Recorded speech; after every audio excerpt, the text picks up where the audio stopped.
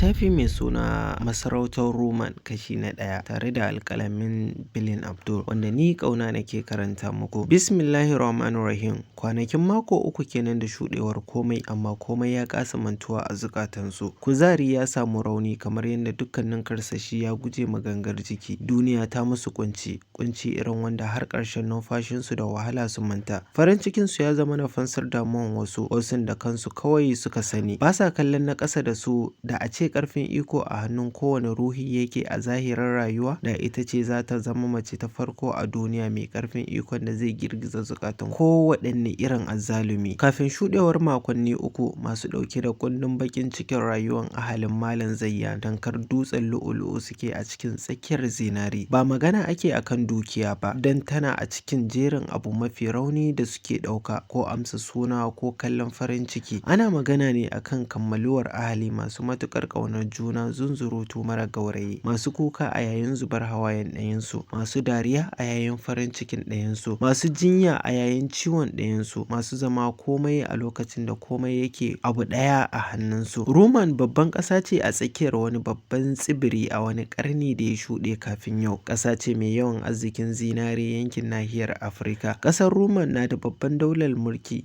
da ta ƙunshi manyan sarakuna masu ɗimbin tarihi kala-kala da labaransu ba zai taɓa kasancewa shuɗaɗɗe ba a duniya. Ba arzikin zinari ne kawai suke da shi ba, suna da lu'u-lu'u, nau'in kayan itatuwa da wajajen noma har ma da kiwon dabbobi da akan fita da su ƙasashe daban-daban ko a shigo cikin ƙasar a saya. Al'ummar wannan ƙasa sun kasance wasu irin kyawawan mutane masu kwarjini da jakar haiba, sai dai duk da kyawun da mafi rinjayen suke da shi, hakan ba zai hana a samu masu ƙarancin kyawu ba. Al'umman wannan ƙasan sun kasance wasu irin kyawawan mutane masu kwarjini da jakar haiba, sai dai duk da kyawu da mafi rinjayen suke da shi, hakan ba zai hana a samu masu ƙarancin kyawu ba. Suna da yawan addinai da ƙabilu tankar kowace ƙasa, sai dai mafi rinjayen ƙabilu su ne masu yare-yaren Romanci, sannan addinin Musulunci ya fi kowace addini ƙarfi da rinjaye. Abu mafi mamaki a ƙasar ta Roman shine duk da ƙarfi da rinjaye da addinin Musulunci ya samu, suna girmama al'adunsu na kaka da kakanni, musamman ƙarfin iko. Ƙarfin iko na da matuƙar tasiri a ƙasar Roman ainun. Haka ma al'adu da girman masarautar na taka rawan gani hana dukkan abin da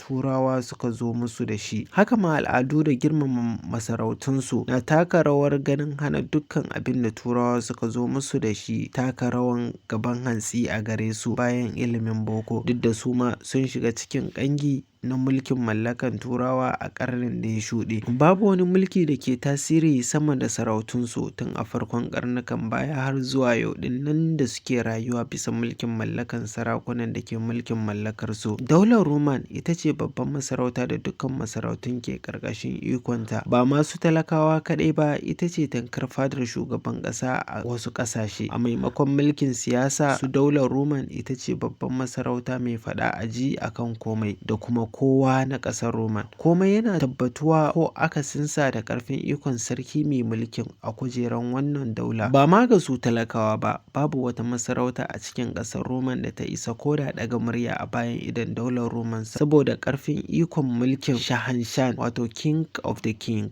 Ƙarfin mulkin wannan daula ya kai a duk faɗi da ƙasar Roman ke da shi, babu wani mahaluki da zai iya faɗan siffan kai tsaye ko kamanni na sarki da duk zai mulki daular Roman tun zamanin ƙarnukan baya. Saboda haka tsantsar girmamawa da ake wa sarakunan wannan daular, ko iya ɗaga kai a musu kallon ƙurilla na kusa ba mai yi. Daga nesa kuwa fuskokinsu ababen kwarjini ne irin na masu mulki da a ranar wasan al'ada na kowace shekara ake iya ganin su a zahiri daga nesa bisa keken doki. A tsari da ka'idan daular Roman, dukkan yarima mai jiran gado da ya shiga shekaru 7 na girma za a ɗauke shi kowa ya daina ganinsa. A sirance zai yi ilimin zamani da na addini da ma duk wata rayuwarsa irin ta kowa. Bayan cikar shekarun girma a gare sa, za a fara bayyana sa ga sarakunan sauran masarautu cikin shigar da ƙwayar idonsa kawai za su iya gani. Nuna yarima mai jiran gado ga sauran masarautu na nufin alamar mahaifinsa zai yi murabus kenan, ya ɗaura sa a ƙaragan mulki ba sai bayan ransa ba. Sarkin kuma da baya buƙatar hakan ba zai taɓa bayyana yarima ba ga kowa har sai bayan mutuwarsa. Tajuwar Haitham ibn Abdulmajid shi ne sarkin daular Roman da ya shuɗe aka ɗora ɗansa ɗaya tilo bisa ƙaraga, shi kaɗai ya haifa a duniya, shi ne kawai magajinsa sai mata 4 da sadaka da ya bari. Wato a yanda tarihi ya zo ba a taɓa Shahanshah mai ƙarfin iko da daularsa ta gagari dukkan wani jar fata nuna wa yatsa ba kamar sa. Ya shimfiɗa mulki a Roman da ma yankin Afirka gaba ɗaya. Izzarsa da ƙarfin mulkinsa ya sa ba masarautar Roman kawai ba, dukkan masarautun Afirka na biye da shi da girmamawa da tsoro mai ƙarfi. Ya tara arziki mai ban tsoro da ban mamaki, ya kuma shimfiɗa ayyuka da ba Roman kawai ba, Afirka gaba ɗaya ba za su iya mantawa ba. Ƙasashen jajayen fata masu faɗa a ji na tsoro da shakkar Tajuwar Haitham ibn Abdulmajid. Sarki Haitham ya raini ɗansa ɗaya tilo tamkar sauran shuɗaɗɗun sarakuna kuma fiye da su, dan saɓanin sauran yarima da tarihinsu ya shuɗe. Shi wannan yariman tun a shekara 3 na haihuwarsa babu wanda ya sake ganinsa ko jin labarin inda yake rayuwa, sai dai kullum akan ji sunansa a bakin Tajuwar Haitham fiye da sau 10. Ambaton sunansa shine abu mafi yawan magana da ke fita a bakin Tajuwar. Hakan kan saka razani da tabbatuwan shi wannan yariman zai kasance na daban a dukkan sarakunan da suka shuɗe kenan. Tabbas hasashen mutanen ƙasar Roman ya rambata, don kuwa dai kam da gaske Tajuwar Hisham ibn Haitham Abdulmajid ya zama na sarki na daban a cikin dubban sarakuna, tare da labari mai ban tsoro da razani fiye da mahaifinsa. Kamar yadda ƙa'idar daular Roman take, bayan cikar shekara 35 yarima Hisham ya bayyana a ƙasar haihuwarsa ta Roman. Sai dai kamar kowane yarima na baya, babu mai iya ganin fuskar ko siffarsa ta ainihi. Hatta da idanunsa ma shi babu wanda zai iya ganin ko da ƙwayar cikinsu ne, sakamakon gilas da ke sakaye da su. Bayan gama bayyana shi ga masarautu da wata ɗaya kacal, Tajuwar Haitham ibn Abdulmajid ya yi murabus aka ɗaura yarima mai jiran gado bisa kujerar mulki daular Roman tare da auren mata 4 galla-galla daga mabambantan masarautu masu ƙarfin faɗa a ji a ƙasar Roman. Kwanakin Tajuwar Hisham 7 a kan ƙaragar mulki, Tajuwar mai murabus Haitham bin Abdulmajid ya kwanta jinya. Jinya ce da ta girgiza kowa ta kuma ba da mamaki, don kuwa kwanansa ɗaya tak ya ce gagarin kuna.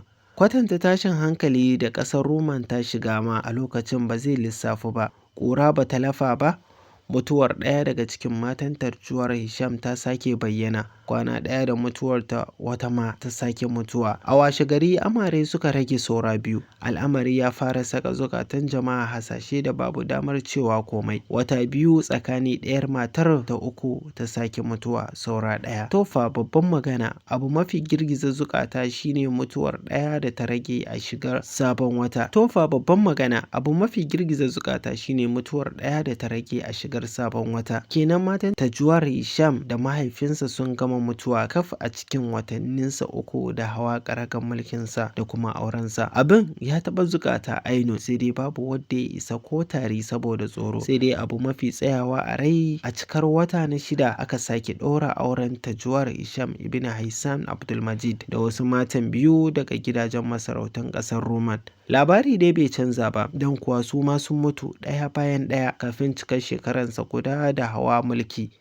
Abin al'ajabi, aka kuma sake aura masa wasu 2 daga wasu masarautun, su ma ɗin dai kamar ƙiftawar ido nasu labarin ya shuɗe a cikin shekara ɗaya. Haka aka sake ɗaura ma Tajuwar Hisham aure da wasu mata daga mabambantan masarautu. Haka aka sake ɗaura wa Tajuwar Hisham aure da wasu mata daga mabambantan masarautu da tsoro ba zai bar su hana auren 'ya'yansu ba. Haka kuma suka mutu su ma. Ya kasance duk ya auri yarinyar kowace masarauta 10 da suke da su. Zuwa yanzu ba shakka ba tsoron ɗaga murya ba ne kawai a zukatan mutanen ƙasar Roman. Hatta numfashi suna yin sa ne tamkar ɓerayen da ke a ƙarƙashin tsaron maguna. A tunaninku yaya sautin numfashinsu zai kasance?